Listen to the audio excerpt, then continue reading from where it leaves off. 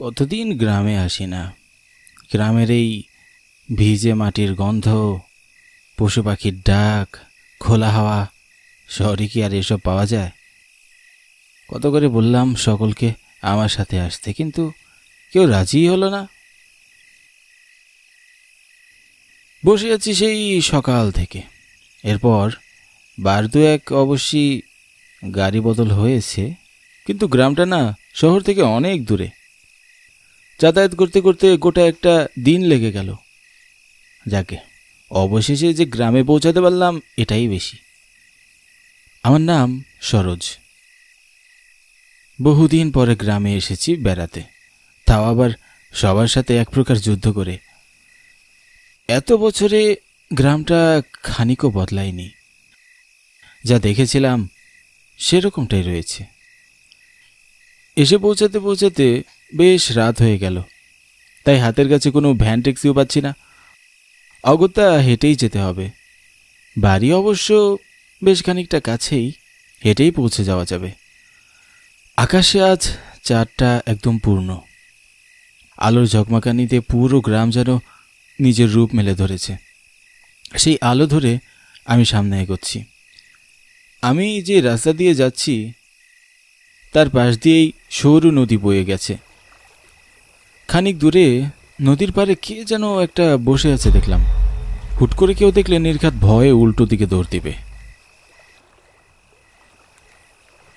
তবে তার চেহারা স্পষ্ট হতেই ভয়টা কেটে গেল। এ যে আমার হরণ দাদা। এই কে ওখানে? কথা বলছেন না কেন? কে বসে আছে ওখানে এই অন্ধকারে? মাছ ধরতে হলে অন্ধকারে চুপচাপ বসে থাকবো, নাকি কি নদীকে নেমে লাফাবো? হ্যাঁ, হতভাগা কোথাকার।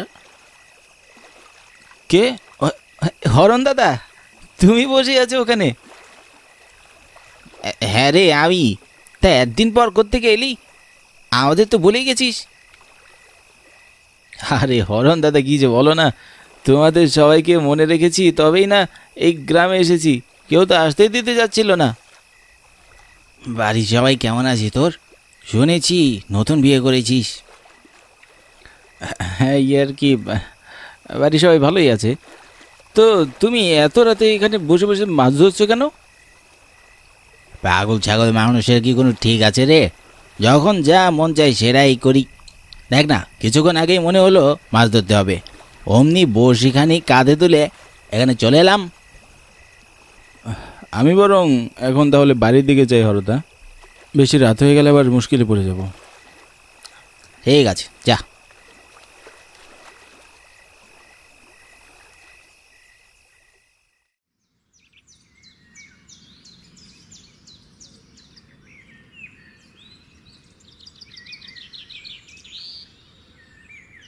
তা এতদিন পরে দেখা হলো, বল। তোর তো কোনো খোঁজই পাওয়া যাচ্ছিল না। আমরা ভাবলাম বিয়ে পর্বত হয়, তোকে আর দেখতেও পাবো না। তুই কি বলেছিস? এতদিন পর মনে পড়লো আমাদের। হ্যাঁ, বলি তুই একাই এলি কেন রে? বাকিদের তোর সঙ্গে নিয়ে আসতে পারতি। ওরা কেউ গ্রামে আসতে চায় না রে। গ্রামে আসার নাম শুনলেই ওরা পালাই পালাই করে। এসেছিস যখন ভালো করেছিস। এই তোদের মনে আছে আমরা ছোটবেলায় সবসময় ক্যারাম নিয়ে গিয়ে খেলতাম? মনে থাকবে না কেন? মনে আছে। কত কষ্ট করে হরণদা সবার কাছ থেকে চাঁদা তুলে এই গ্রাম ঘরটা বানিয়েছিল বল। চল আমরা আজ একবার সেখানে যাই। কতদিন গ্রাম খেলি না। হ্যাঁ, ওই ভূতের বাড়ি যাব? পাগলে পেয়েছে নাকি? ভূতের বাড়ি মানে কি বলছিস কি তুই? তুই এতদিন গ্রামে ছিলি না সরোজ, তাই তুই জানিস না। আমরা কেউ ওইদিকে আর যাই না হরণ দাদা মারা যাওয়ার পর। এই থাম থাম, কি বললি? হরণ দাদা মারা যাওয়ার পর মানে? হরণ দাদা তো মারা গেছে। কি কি পাগলের মতো কথা বলছিস তুই? পাগল হয়ে গেছিস নাকি তোরা? পাগলের প্রলাপ নয়, সত্যি বলছি। হরণদা এই ক্যারাম ঘরের ফ্যানে গলায় দড়ি দিয়েছিল, তারপর থেকে ওই জায়গাটা অভিশপ্ত হয়ে গেছে। সে মারা যাওয়ার পর আমরা অবশ্য কয়েকবার গিয়েছিলাম সেখানে ক্যারাম খেলতে, কিন্তু আমাদের সাথে অনেক উল্টোপাল্টা ঘটনা ঘটে, তাই আমরা অমুখ আর হই না।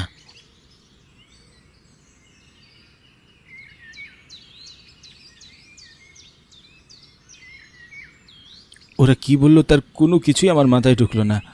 উপরন্তু মাথাটা এলোমেলো করে দিচ্ছে সেই ঘটনাটা, যেটা আমি গ্রামে ঢোকার শুরুতে ঘটেছিল।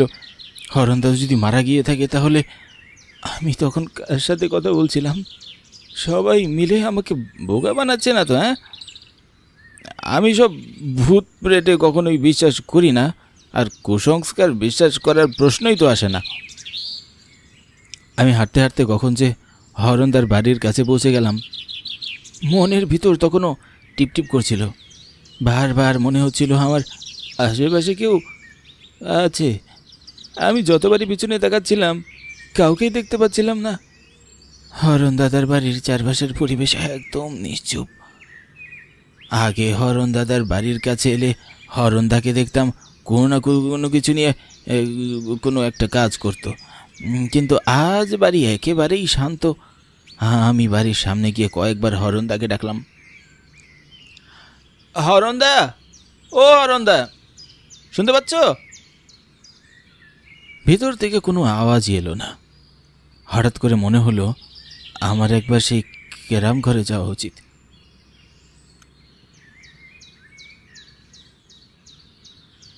গায়ের সকলে মিলে আমাকে বোকা বানাচ্ছে নির্ঘাত। এতদিন ধরে গায়ে আসেনি, তাই হয়তো সকলে আমাকে বোকা বানিয়ে এটা শোধ নিচ্ছে। এখানে কেউ না থাকলেও নিশ্চয়ই ক্যারাম ঘরে হরণদা ঠিকই আছে। আমি এক কাজ করি, বরং আমি ক্যারাম ঘরে যাই। চারপাশে তখনও প্রায় অন্ধকার নেমে এসেছে। সকল পশু পাখি নিচের বাড়ি ফিরে যাচ্ছে। চারপাশ কেমন যেন গুমুট বেঁধে আছে। হাঁটতে হাঁটতে আমি যখন ক্যারাম ঘরে পৌঁছে গেলাম তখন দেখলাম পুরোপুরি রাত হয়ে গেছে। ক্যারাম ঘরের চারপাশটা কেমন যেন অস্বাভাবিক দেখতে লাগছে। সময় হয়েছে সবে সন্ধে, কিন্তু দেখে মনে হচ্ছে যেন গভীর রাত।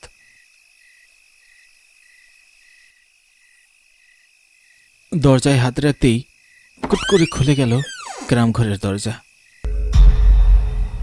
দরজা খুলতেই প্রথমে একটা চাপা গন্ধ নাকে ভেসে আসে। বহু বছর বন্ধ থাকলে ঘরের অবস্থা যেমন থাকে ঠিক তেমন। ঘরের ভিতর ঢুকতেই দেখলাম, তবে আমাকে যে বলল ওরা এখানে ক্যারাম খেলতে আসে না। আমি ঠিকই ধরেছিলাম, নির্ঘাত ব্যাটারা আমাকে বোকা বানানোর চেষ্টা করছে। কিন্তু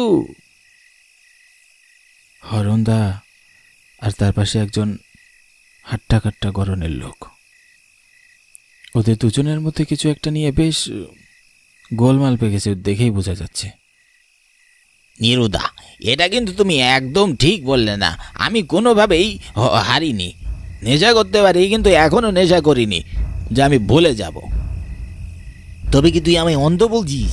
মুখ সামলে কথা বলি শরণদা, শিগগিরই আমার টাকা বের কর।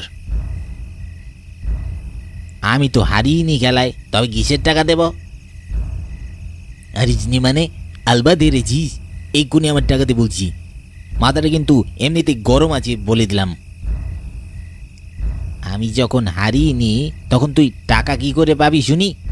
আমাকে বাড়ি যেতে দে বলছি। দিবি না টাকা? দিবি না? তবে দাঁড়া, তোকে আমি দেখাচ্ছি, মজা দেখাচ্ছি।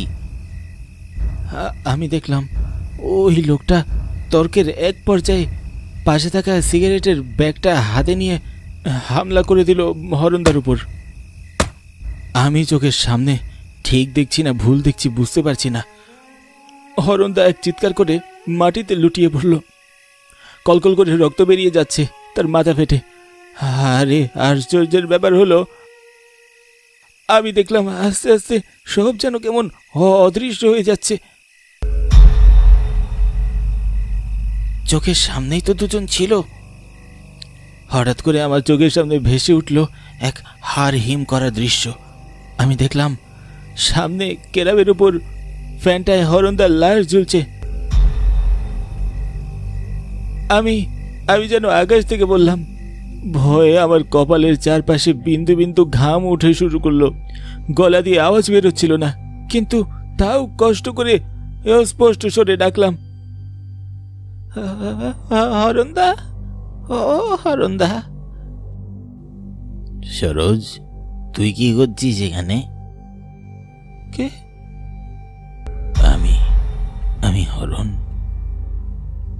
হরণদা, তুই এখানে কি করে? তবে তবে ওই যে ফ্যানের সাথে কার লাশ ঝুলছে ওটা? কার আবার? আমারই লাশ ঝুলছে। ওই বজ্জাত নীরু আমায় মেরে ফাঁসিতে ঝুলিয়ে দিল আর নিজে ভেগে গেছে। কি সব হচ্ছে এগুলো? আমি তো কিছুই বুঝতে পারছি না। তোমাকে দেখতে এমন লাগছে কেন? গলায় ওটা কিসের দাগ? মরা মানুষকে আবার কেমন লাগবে রে? আমি এখন কোথায় থাকি জানিস? মৃত্যুপুরীতে। তুই যাবি? আমার সঙ্গে যাবি? কি বলছো কি তুমি? কি বলছো এসব? ঠিকই বলছি। আয়, তোকে ওদিকে ঘুরিয়ে নিয়ে আসি। চল। হরণদা হাতটা লম্বা করে আবার গলা চেপে ধরলো, তারপর আমাকে শূন্যে ভাসিয়ে তুললো। আমার যেন দম বেরিয়ে যাওয়ার উপক্রম। হুট করে পেছন থেকে একটা কাচের বোতল উড়ে এসে লাগলো হরণদার হাতে। তারপর আমি ছিটকে পড়লাম। মাটিতে পড়ে চোখ খুলে তাকিয়ে দেখলাম আরও একজন হরণদা। যে বোতলটা মেরে আমায় বাঁচালো সেই হরণদা। কি হচ্ছে আমার বুঝতেই পারছি না।